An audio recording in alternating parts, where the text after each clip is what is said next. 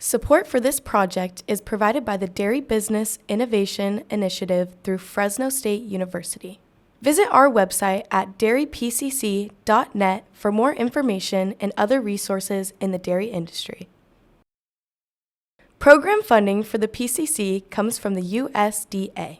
For more information on this and other programs, visit usda.gov for the PCC Dairy Business Innovation Initiative. Support for this podcast comes from the Department of Agricultural Education and Communication at Cal Poly. Visit aged.calpoly.edu to view our majors and support our programs. That's aged.calpoly.edu for the Department of Agricultural Education and Communication at Cal Poly.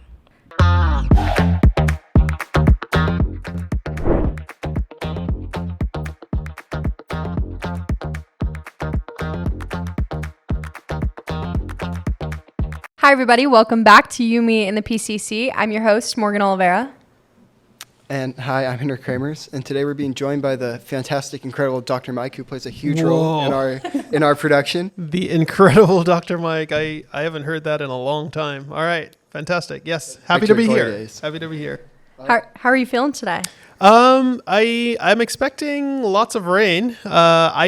I specifically love rain because that's what I used to do as a young child. I would go outside, and because where I'm from, it's warmer weather. So when the rain comes, it cools down. So we just go play in the rain. So I love to see the rain, love to play in the rain, et cetera, et cetera. No, that's awesome. I did a similar thing, but I went inside when it rained and had fun there. So the exact opposite. Could you go ahead and introduce yourself for our audience? Yes. So my name is Moses Mike. I have a PhD in Ag Communications, about 20 years of experience in digital media production at this point. That makes me sound really old, but I promise I'm not that old. And I'm a faculty member at the Ag Communications Department at Cal Poly, but, always looking for opportunities to grow and expand. And this is one of those opportunities, providing the opportunities to students to see what production side of digital media looks like so that they can apply it to their industry. More about me, originally from the Caribbean, love biking, love lifting weights, and then I love to, mess around in agriculture because agriculture has all the colors that you can observe, well, most of them anyway, that you can observe as opposed to almost any other industry. So I love doing digital media work in agriculture. And I think you mentioned that theme of this podcast itself just helps build that student experience. And we were just curious, how have you seen this podcast really help connect students to the industry? Oh, yeah. Oh my goodness! When I speak to these types of questions, it reminds me of how much I do, because these things don't just happen by a snap of a finger, right? There's a lot of background administrative work and support that happens, but directly relating to students, one of the ways that I've seen this digital media, from the podcast to the industry, is one, it connects them directly to stakeholders that they may not have ever gotten connected to in the classroom. So what that means is I try to get industry experts on the podcast, and then from there students could do things like travel is one thing, connecting students to jobs/internships is another thing. The director of this podcast is connected directly to a grant project and is having a fantabulous time. And then, also getting to explore networks that they may not have been connected to before would be my three top things that digital media has helped with students. And I think one of those big things that kind of helps, or that you mentioned, was that industry connection. And just so our audience knows, I wanted to give a little briefing on what the Pacific Coast Coalition is. It spans across 6 Western states and supports dairy businesses across those states. It focuses on sustainability, innovative processing, and product expansion. And we appreciate the sponsorship from the Pacific Coast Coalition. This podcast is not directly sponsored by the PCC, they are supporting us for sure. Like they will help us buy equipment and things, but we're doing this as a measure of connecting students that are interested in this side of the industry to the industry. So like their names, your names, the students' production names would be placed on their website, have connections to people who are interested in digital media. So I'm doing my due diligence to get students' names out there for sure. Yeah. I mean, maybe they are sponsors or supporters. Anyways, please continue. It sounds like we're getting some support. Can you tell us a little bit how about that relationship with you and the PCC, me and the PCC, Boston? How did you guys meet that, or how did you become connected with the group? Oh, yeah. I was in the airport at Boston, and I got this call from a representative of Fresno State. Now, she has since retired, and I'm blanking on her name, but she called me and said, hey, we've seen some of your work, we've read your profile, and we do want you to be a digital media communicator on the Pacific Coast Coalition's Dairy Business Innovation Initiative project. And I'm like, okay, what does that entail? She's like, what you do now, but only it covers like 6 states. And I was like, what? I went from, doing work for on-campus units to being invited to assist with marketing a project that covers 6 states. So, if you get anxiety with making decisions, I can identify with that, because at that point in the airport, they were giving me this major decision to like do this digital media work that covers multiple states. And then the person said, okay, you don't have to make a decision right now, but I'm going to put you on to Susan Pheasant. Now, Susan Pheasant is an amazing person. She's one of my closest working colleagues, and we have developed into a friendship. But Susan's the director of their dairy processing center at Fresno State. That's not the official name of her title, but that's kind of what she represents. And we got to talking. I'm still at the Boston airport, right? I can't remember the name of the airport either, but I was in Boston at the airport, and we just talked and talked and talked for quite some time. And she reassured me, like, I do have the skills and the technical capacity, and I will have a budget, and I can hire students.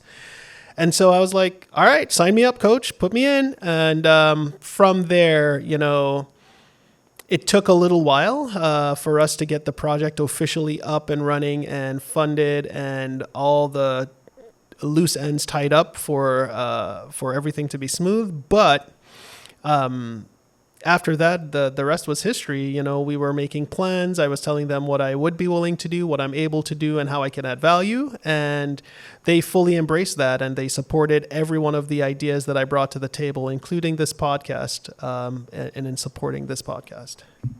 Awesome, yeah. And then outside of the podcast, what sort of media are you creating for the PCC? Oh, that's a great question. So like you mentioned, this podcast is one way of creating communication for specific audiences, right? So there are audiences that will be interested in this type of communication, whether they sit and watch it or they just listen to the audio. I've heard, being in the field, I've heard farmers say, we like media in any way, but, this longer form media format is probably where they are, because when they're doing long days of work, they can just listen to it while they like milk cows or clean stalls or feed the calves or whatever. So there is a market there. Secondary to that, I create medium form communication, which is maybe anything that falls between the 3 to 10 minute segment.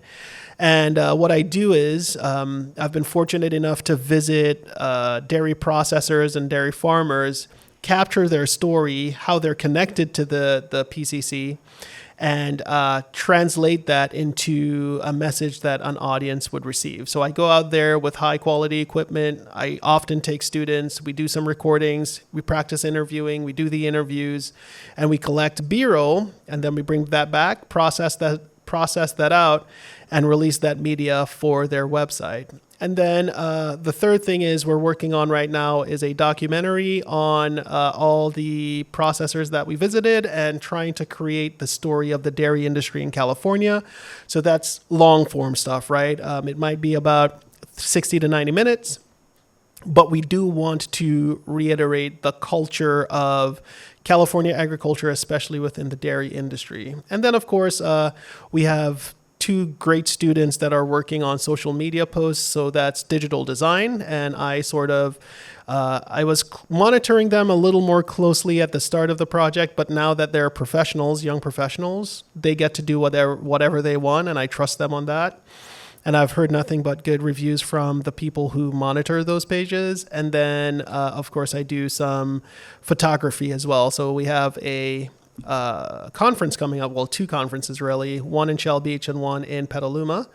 And we'll do some photography as well as social media style content for that. So it covers everything, right? And the idea is to create these transferable skills or to engineer these transferable skills for students such that they're able to use this in any industry. So, because you could create a podcast for the rodeo program, which is what Jeffrey's going to do in a hot second for a senior project. So Jeffrey's going to do that. You could take photography, do photos of any event in the agricultural sector. You could create short form, medium form, long form videos for any sector, not only within agriculture, but outside of agriculture as well. So I think there's good value in what we provide. Yeah, and I got to tag along on one of those visits you did, like you said earlier. And it's incredible that you're telling these stories, because those people, they're not just like interesting stories. They're the heart and soul of their community, and they love what they do, and they love the people they work with, and the cows especially even. And so yeah, just spreading that message is a really great look on the dairy industry and the PCC in specific. Yeah, I have a question for you, Henry. What was your favorite part of the overall experience for you? I mean, so I got to tag on with Dr. Mike to Washington State, and just seeing like these small dairies that are out here, and like they're innovating with their let me repeat that. They're getting these grants, and to a bigger dairy, it wouldn't be like life-changing, but they get a milk truck or something along those lines, and it just changes their lives and the farmers around their lives. So just seeing the community in the dairies and everything that the bill has helped with was pretty neat, and great to see. Yeah, I got to see Henry in all of his creative aspects, right? Holding the camera, cinematography, all that good stuff. Just a question, was that farm specifically that you visited, do they do on-farm, like on-site processing, or no, they just kind of like ship out to a different company? I'm just curious on like do they pasteurize the milk on the farm? They have processing capabilities. I'm not sure exactly the scale they process. Dr. Mike? Yeah, that particular farmer does do processing. At the time we were at that location, they were dry, and they were trying to do some upgrades and things like that. So yeah. So you're actually right. They do the processing on site, but they weren't able to do that when we visited. I visited a few farms that do on-site processing, and it's just really interesting how everything can just happen in one place when other larger farms have to ship out to other like locations. So it's just super interesting how that can work out. The best part of visiting those processes are the free stuff. Absolutely. Yeah, fair. Ice cream for breakfast, or like different styles or flavors of milk. It's really amazing. And farmers are really giving, especially when you listen to them genuinely, and you ask them genuine questions. They're like, great, we did this interview, have some milk. You must be, thirsty, or you must need something. And milk, ice cream, cheese, As a digital media communicator, you're not trying to be a one-off sort of presence in the lives of the community you impact, right? You definitely want to continue the communication and the connection with the farmers or whoever you want to be with. So one of the ways that I keep in contact is all the material and the contact information are placed in the videos in a central resource location. And in this case, it's the website for the PCC. So if you go on the website, you will see all the videos that me and the students have done. And you could judge the quality for yourself, but I think most of them are like at least professional grade quality, if not like extremely good. That's one way. And then the second way is I try not to be too intrusive in the farmers' lives, because having more than one point of contact for a project like this can be overwhelming. So I get information through the project directors, Susan Pheasant and Carmen Licon, and they tell me, hey, this person asked for you, or this person might want something, or look out for this. Can I give this person your information to reach out to you? And that's the other way. So me directly as a digital media communications person, I'm like the co-PI on the project from the Cal Poly end as well. What that means is I'm like a co-director or a secondary director on the project from the Cal Poly end.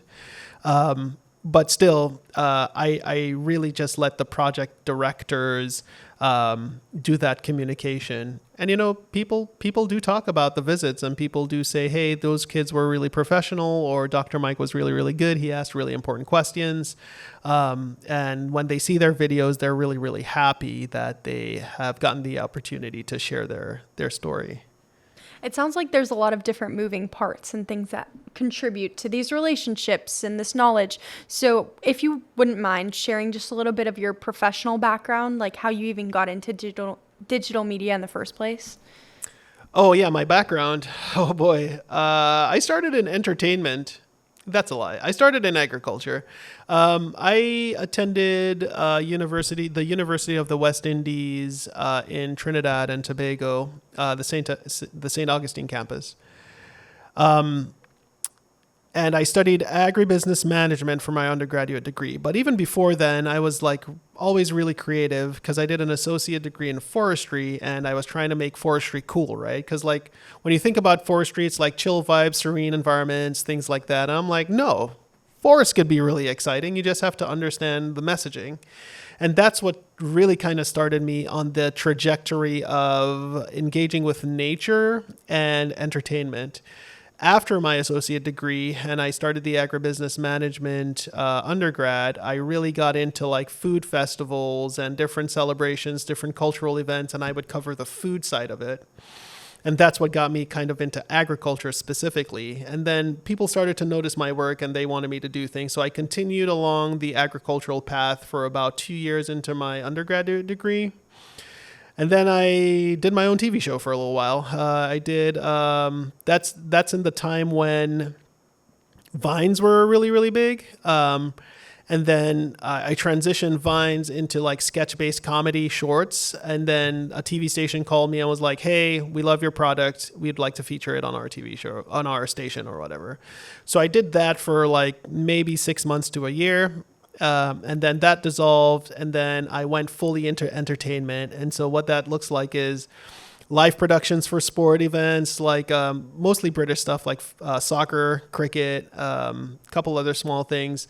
And then Carnival, which is similar to like Mardi Gras in my country. So I did a lot of live productions for those events. And it would be like, okay, I'm not trying to like tell you to do this, but I would be like partying, quote unquote. I'd be working at parties for like a week and a half straight. Like just, I would go to events like at about 11, 12 o'clock, do the media, leave the event at 3, edit till like 6, go to work the next day or school because I was still in school, and then repeat that for like a week and a half straight. And, you know, for the first quarter of the year is when we would be doing like the carnival stuff. So I was pretty busy, always busy. But that also made me really popular because I had a really nice camera. I sacrificed a lot to buy a really nice camera. And then my editing technique was really, really good as well. So got into a lot of media oriented things as well. And at this point, I'd like to say, when you're doing digital media, there are two things that happen. You get access to a lot of behind the scenes stuff that no one else gets access to. So like when I take my students to state conference, they get to go through the VIP entrance of the Golden One Arena. And like, that's like, no one else really gets to do that. Like, how many people in the world do you think get to go through the VIP entrance of the Golden One Arena? So I'm accustomed to the VIP experience. I get through VIP entrances all the time. People know my name and they understand what my function is.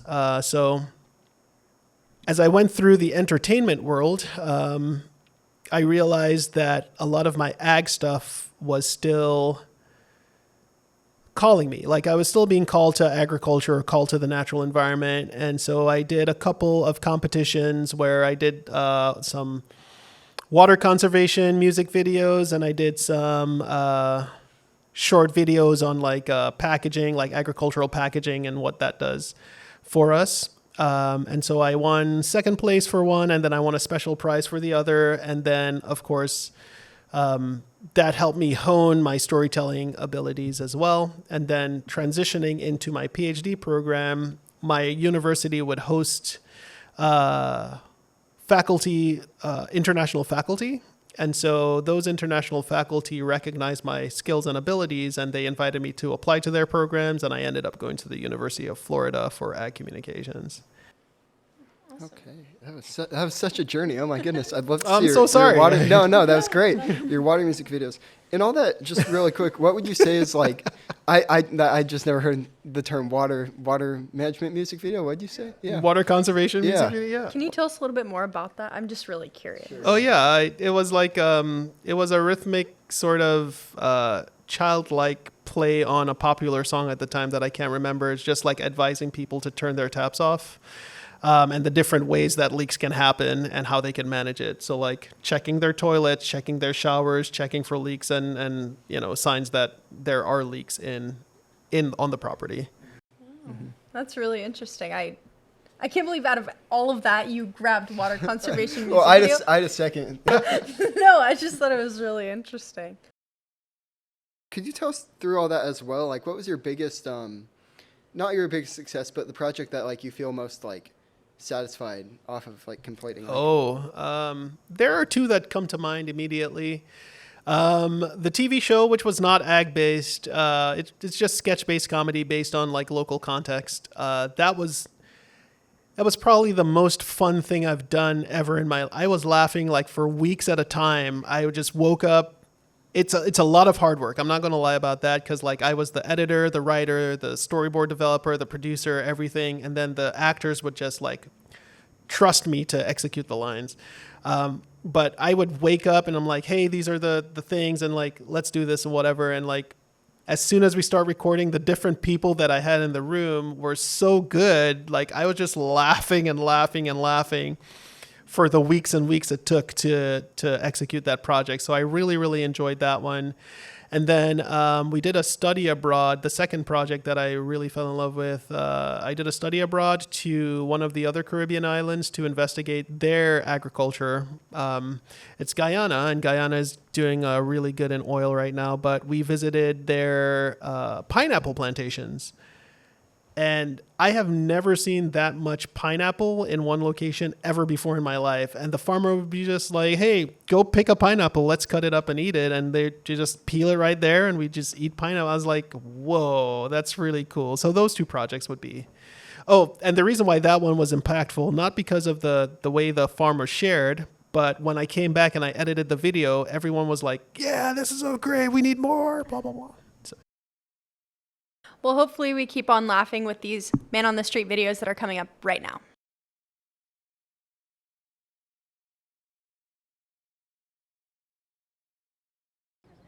Hi everyone, my name is Tatum Highlands. We're going to be going around Cal Poly's campus today asking students if they had a dairy farm, what would they name it, and how many cattle they would have. All right, I'm here with Griffin. And if you owned a dairy farm, what would you call it and how many cattle would you have?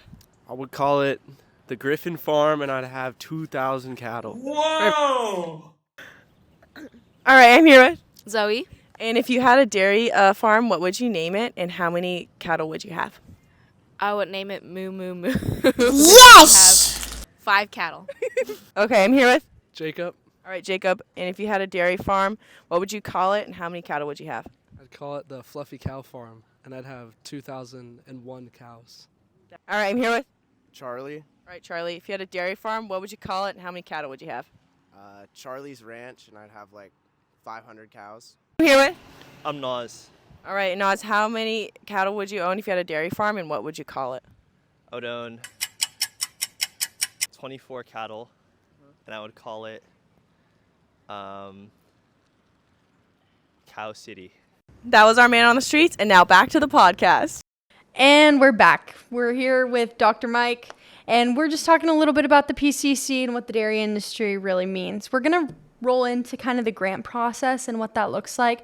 Dr. Mike, Henry and I were talking before this podcast about we've been talking about the PCC and we've been talking about the dairy industry, but we really don't know how the two connect. So we would really like if you could help us understand what are the ways that the PCC and the dairy industry work together in the grant process.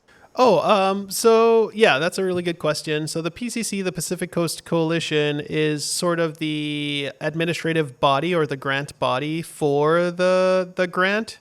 So if you ever receive, or if you have ever discussed receiving money from the government, someone has to manage that, right? Like it has to have a proper plan and an administration process to sharing that money. And so the Pacific Coast Coalition is that mechanism that interfaces between the government giving the grant and the people who receive the grant. Now, the Pacific Coast Coalition specifically was designed for the dairy industry through the Dairy Business Innovation Initiative. Now, I want the listeners or viewers to understand, from what I understand, is that there are several DBIIs or Dairy Business Innovation Initiatives, the biggest one of which is in Tennessee. And shout out to Dr. Rampold. We talked a lot during a conference recently, but yeah, she's running that. It's like multi-million-dollar, like 40 million or something like that for the Tennessee dairy industry. And so the DBII/PCC for California would do the administrative branch of things. And what that means is they write the contracts, they would do the calls for proposals, and they would evaluate those calls when the dairy processors send them in. And a lot of that work falls on Dr. Pheasant, Dr. Carmen Licon. When they evaluate that, they get to decide on, they make decisions on who gets the grant monies and why. And of course, they follow up with monitoring and evaluation of that. And so from the farmer's end, what they would do is create their grant or write the grant, submit it to the PCC for evaluation, and then a decision is made on whether or not they get the grant. Does that does that answer your question? I'm assuming the one in Tennessee is older than the PCC, correct? Yeah, the one in Tennessee started, don't quote me on this, but it started probably in 2016 or even earlier. I'll have to do some research on that, but it's been running for a while. Okay. Do you guys model yourselves mostly after them, or do you take any other inspiration for? I wouldn't say California is so unique, right? Like California is the breadbasket of the nation. Is that fair to say? Like, fourth, my understanding is what I remember is California's ag economy is the biggest in the world, and California's economy is the 5th or 6th largest economy on the planet. Fifth? Yeah. So just thinking in terms of that scope, we want to be sure that we understand it's a different ballgame.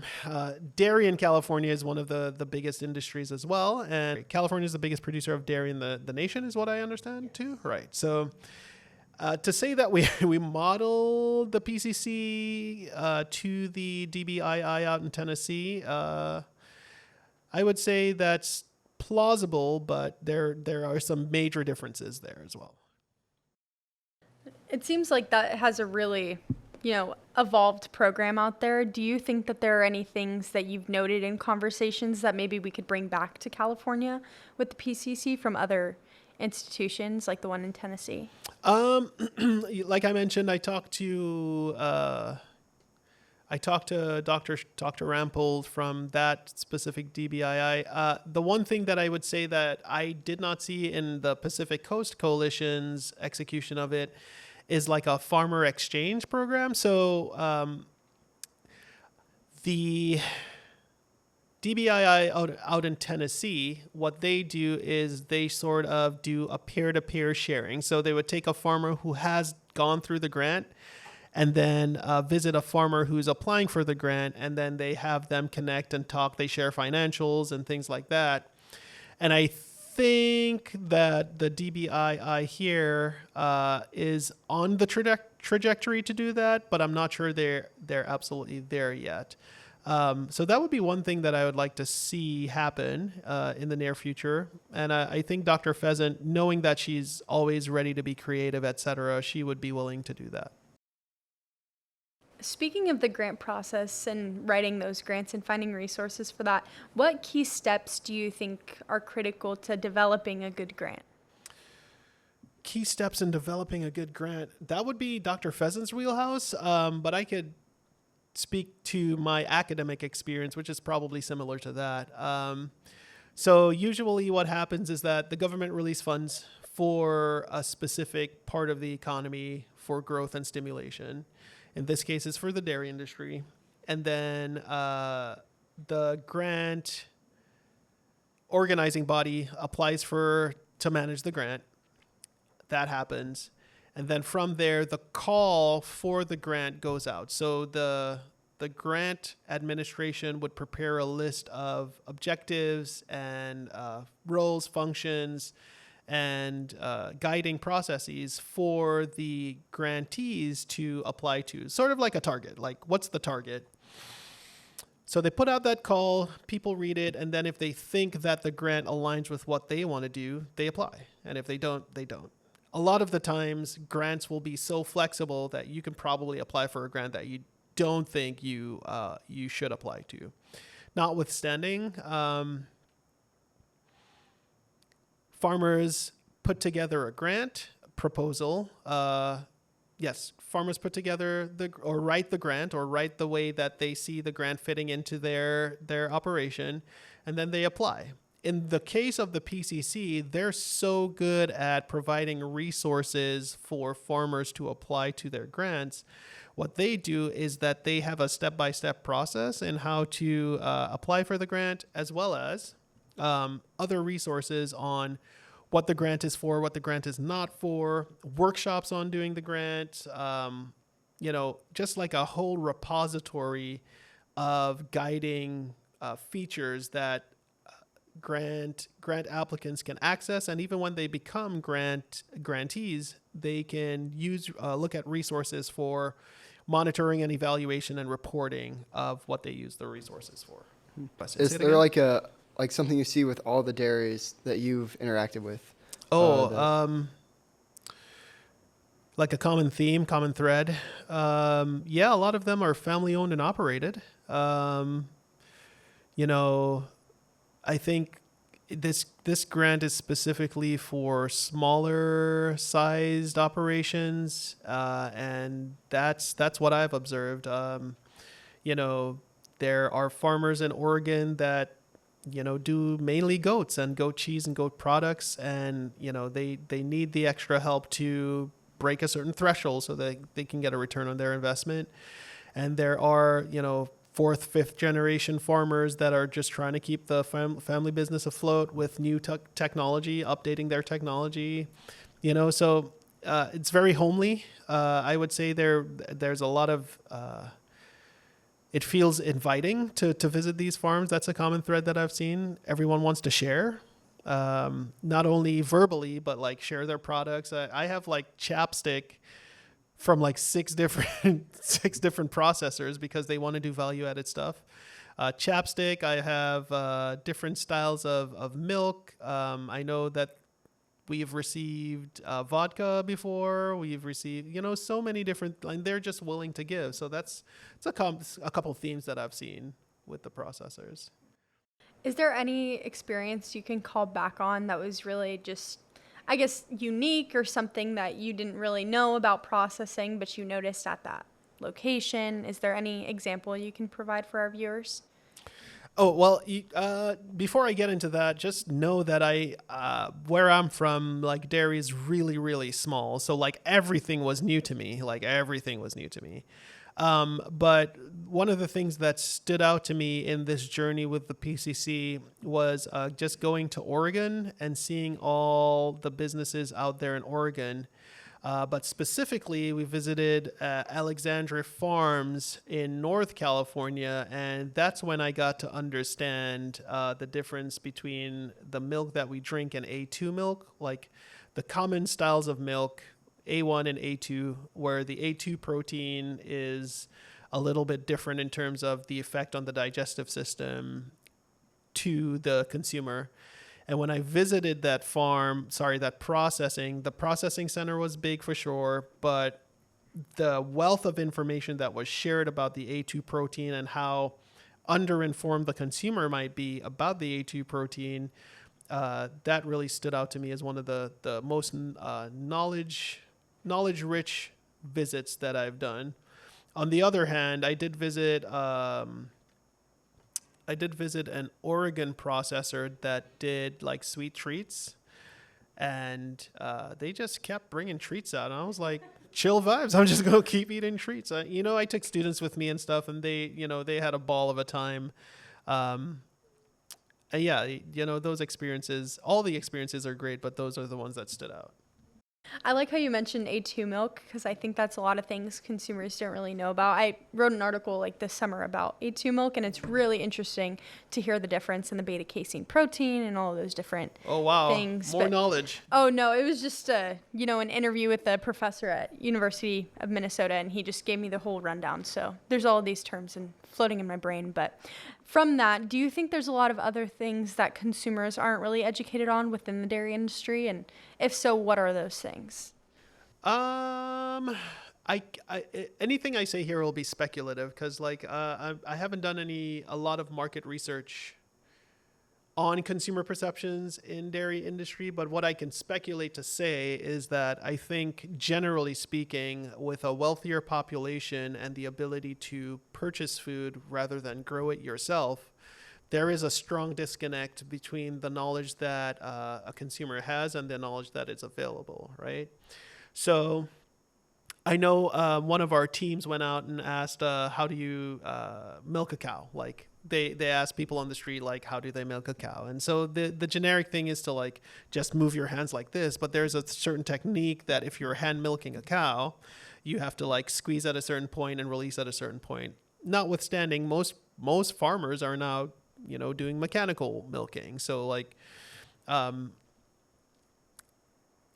say all of this to say that, consumers can be fully disconnected from the process and just be like, yeah, I'm just going to pick up a carton of milk from the store and do whatever I do with it, or just let it spoil in my fridge because I only needed this much. And sometimes it's disheartening to hear how people talk about certain, like, in passing, I was listening to a couple students talk about working on a specific unit on campus, and they're like, I have to wake up at 3 a.m. and do this and that and the third. And I'm like, how do you think it gets done? And in my mind, of course, I didn't like speak out. And maybe I should have, but it's really the dedication of the people in the ag industry that really keeps a lot of things afloat. I teach this in my class. Ag communication is really important because agriculture is the backbone of civilization. If all the food were to go away, all civility goes away because everyone's hungry, and you would do a lot of things that you thought you wouldn't do for some food. And then communication is the backbone of socialization. If you don't know how to communicate, you can't really socialize. So I say this again to say that a lot of consumers may have some disconnect with what really happens out in the ag field. Ag communication summary, Dr. Mike, you're working on saving the world and the population at large, so we all appreciate that. Oh boy, thank you. Yeah. Just trying to be my own little superhero, I know we've talked about how much of an integral role you've played in the creation of this podcast, and you had mentioned briefly just a little bit about this as one of the projects that you started in collaboration with the PCC, but what really got you to starting this podcast? What was that spark for you? Yeah, I think students need to see the different ways that digital media communication can, play a role. I think a lot of students look at shorts and listen to podcasts and they see the different forms of digital media communication, but I wanted to bring that to the classroom such that they can see the process from start to end and be a part of that process. And so in this particular class setting, what I'm looking at is start to end, students have to develop a script storyboard for us to read off of. We have to set up the equipment in the room. Of course, I teach in class, viewers don't care about the mess that's happening behind the scenes, but it's kind of messy on the production end, which is fine, right? That's fine. The setup on the production end, how audio interfaces with video, what's important, what's not important, and then record the stuff, show them the difference between long form, medium form, and short form communication, then chop that up, 2 different audiences, the whole process. And I think it's valuable. The reason I started this podcast in the classroom is because I think it's valuable for students to see how a product gets created from start to end and identify similar products that they may be interested in their own interest, right? So if they go on TikTok and they enjoy talking or seeing rather podcasts with Joe Rogan, you would see the clips, the reels online, and you would know that there's a fuller version of that. Like, I want students to see how that's created, get to be a part of that experience, and continue to create in that. And also, a lot of these skills are transferable, right? So, like, we're in the ag industry right now, but if a student, say, wanted to do weightlifting, they could go ahead and do weightlifting videos. They could do a weightlifting podcast, talk about food and whatever in there, or they can do a fashion or whatever. So, like, a lot of it's transferable. This class has been eye-opening too. It's super fun when guests come in and they think like, oh, we're going to do a podcast. I'm going to sit in front of a microphone. And they see 4 different cameras. They see multiple students wearing headphones, like touching these Slater boxes. Switching stuff. They Exactly. see Jack doing the things. They see Kayla on the computer. Yeah, I think they are very surprised. And the feedback that I've gotten from, 1, the collaborators, and then 2, the industry experts that come into the class, they do get like a shock or a realization or a surprise that like we're doing this level of production. And I tell them, like, I do a lot of the prep work on the front end, but students, it's y'all that are really putting it together. And I think that like industry experience really helps students take this out of the classroom. And that leads me into my next question of what other opportunities are there for students to get involved with digital media outside of just this class? I mean, you want the list? Okay. Oh boy.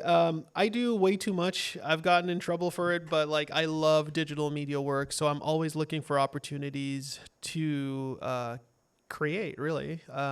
So on the ag side, there's this podcast. There's the Wu Fire Institute podcast where we talk about fire, and fire is really important, and it's more important and relevant now because of the LA fires.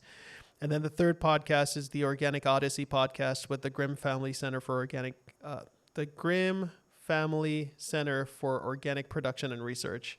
And that, takes on the ideas of the organic industry. So that's like classroom stuff.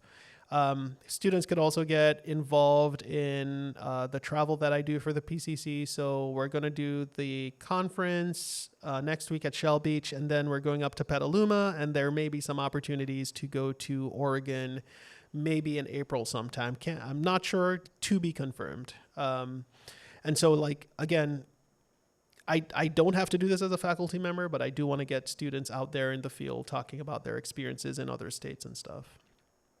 Okay, so that's that. I'm doing 2 documentaries, three documentaries. I'm doing one on masculinity in the Caribbean, but it's also tying back to talking to or speaking about masculinity in the ag industry. Like, so what does masculinity look like in agriculture? Is it the rodeo squad? Like, is that fully masculine, or is it the idea that a man goes out and does the farming and provides for family? So, like, ideas of what that is. So there's those 2 documentaries. I'm doing one on the Latinos in ag. We're not sure what there are a couple holdups. So there's that one. And then I think I'm doing another documentary that I can't remember right now. So students can get involved in all of that. Besides that, I am constantly bombarded by opportunities for students to do headshots, for students to do short videos, for students to do social media. I've connected a student recently to Dr. Dicus, who wants to start to do social media like he's seen from our podcast. So Sky is working with Dr. Dicus right now to do some stuff there. Things like Jeffrey, who wants to start his podcast for a senior project. I would guide students to that opportunity. Like, digital media communication isn't going anywhere. So, like, the more opportunities that I could show students that they can get involved in would be beneficial for the students and also validate what I do as a digital media professional. And I know one of those opportunities is the State FFA conference coming up. Could you just tell us a little bit more about that and what that looks like? I know it's a really big setup and a really big undertaking. So what does that look like? Yeah, I get tired just thinking about it. No, it's really fun. Again, I apply myself to digital media communication because I understand the value of it, right? So like if you hear me talking about myself doing a lot of things, it's because I'm excited to do all of them. And so the California FFA State Conference live production started a couple years ago. I had to like literally beg to do it, and then they saw the value of it. And what that does is for each of, if you've never heard of FFA, FFA is the Future Farmers of America, and it's a statewide organization that tries to capture all the students involved in agriculture. And then every year, each state would have a conference, and California's conference is like one of the biggest, right? So in the past, they would have done the conference without producing any live feed for it. And then I was like, hey, I want to do this. I really want to do it. I'll get all my students to do it, blah, blah, blah. And eventually they gave me the opportunity. Hugh Mooney was really instrumental in helping doing that. And then Kevin, who's the head of production, on the stage, he was also a big advocate for it. Notwithstanding, this year we're going to do 3 stages. We're going to do an English language live production, a Spanish language live production, and a production at the convention center. And, all of this is mainly student led. I'm doing a lot of the bulk groundwork, but students are going to like be on the panel or setting up and things like that. And, Henry was there last year. So Henry, how was that? It was incredible. I missed the sign up for this year. Too much life got in the way, but that was my first big exposure to like any sort of live ag communication and everything. I wasn't sure to be more overwhelmed by the production or the actual conference because I had never been exposed to FFA either. So it was an incredible experience, just working with all the equipment and the people and being able to like talk on like a lot of the viewership we had. It was just like me talking. It was like, oh, it seems like low stakes. Like no one really cares what I have to say. But also like it was cool just to like be talking to the camera and know like, oh, somebody's out there looking at it. Yeah, we had last year. I mean, we had a 1,500% jump from last year. Sorry, the year before to last year, and then this year we expect that we expect a lot of viewership. So if you still want to come, talk to the directors and see if they want you there. Because it was pretty fun. It was fun last year to have you. You spoke on that little cow. That was Liche, yeah. Yeah. Oh, the plushie? Yeah. The disappearing cow that we've never found again. I know where it went. Yeah. Oh, that's awesome. I think experiences like that, especially for students at state conference, coming from an FFA background, just knowing that students have the opportunity to sit on the panel, just to have that like communication background is really cool. And do you see many of those students, or have you noticed if any of those students come to Cal Poly or? What I can say is students apply to Cal Poly and they have reached out to me and asked me to do like letters of recommendations and stuff like that for them, even though I don't think that's a part of the application process for Cal Poly. That's my understanding. But they see us at state conference and they're like, how do we get involved? How do we do more? How can I get into this program? And so like, it's not up to me, but I can show them what we're doing. So, and that's, tying back to the PCC, when I go out there with a camera and stuff and, people ask me like, oh, are you a big media company or whatever? I'm like, no, I'm in ag communications. I'm a faculty member. I'm teaching students the ways of the land. They're like, oh, wow, maybe I can get them. Get my students in there. Yeah, and I know that it connects the students to the community, and that's something that you mentioned. And right before we finish up here, I just wanted to ask, what do you think the biggest impact that digital media and the PCC, like, what is the biggest impact that you've seen? The biggest impact that I've seen is the ability to expose students to industry standard technology. I often prompt my students, go look up a video switcher and tell me what you see. And students will see the video switcher that we have. I say, go look up an audio mixer and tell me what you see. And they will see the audio mixer that we have. They don't know too much about like my high-end computer, so I don't tell them to look up my computer. Go look up a cinema camera. Tell me which ones you'll see. You'll see a C70 or, whichever one that's in the same line. So like for me, students may not understand what this means for them right now, But if they ever end up in a position where they have to create something even remotely similar to this, like even, I tell them, look up the wireless mics we use for the man on the street stuff and tell me what you see. They will see the DJI Pros or the Rode mic, wireless mic systems that, I use on my shoots as well. I use a lot of the equipment for my professional stuff as well. So for me, that's the biggest impact that I can see, even though the students don't see value in it right now. I think if they ever go out to industry and say, have to produce something for them, they'd be like, well, my standard is this and this and this, because this is what I use in my classes. If you give me anything less, I can't produce the quality that I know how to produce. And a really close second to that, it's impacted me a lot to understand how big California ag is, how big it really is. And that's been my personal realization and understanding. Well, thank you so much for sharing, and thank you so much for being here today with us, Dr. Mike. We appreciate all of the insight you've provided us, and I can definitely say I've learned so much just from being here in this conversation. So thank you, and that's you, me, and the PCC. Thanks for watching. Program funding for the PCC comes from the USDA. The show was created by Moses Mike, the faculty production lead.